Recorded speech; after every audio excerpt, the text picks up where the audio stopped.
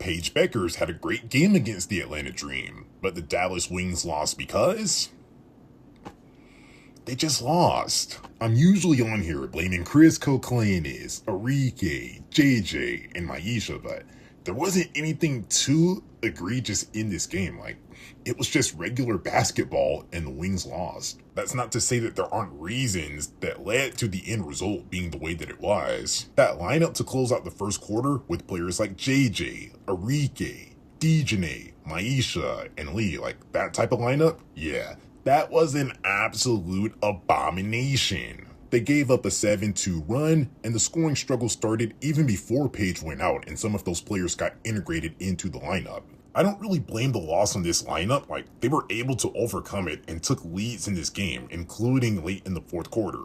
But they definitely lost those minutes, and in a close game like this, everything matters. I also noticed that Louisa could not guard Bree Jones, and she was always scoring on her at some really important times in the game, so they lost out there. But the biggest reason why the Wings lost is because they allowed themselves to lose to some fourth quarter Hillman havoc. What the hell?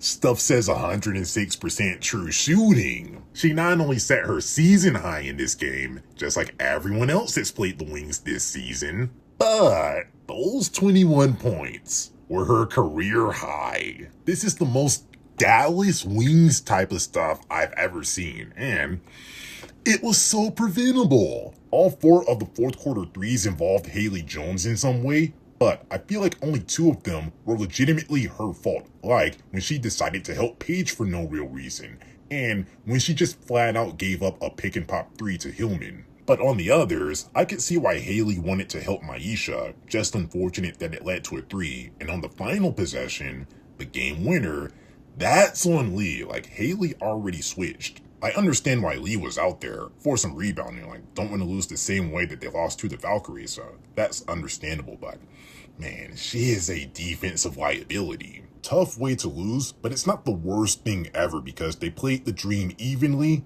and they put the ball in Paige's hands to be that closer, and she made some big shots. Also, all of her made threes were off the dribble, which is important for her. It just adds to her scoring and playmaking since teams aren't really playing her for that shot and she hasn't really hit that shot consistently. That's the only reason why I say that she should play off ball some.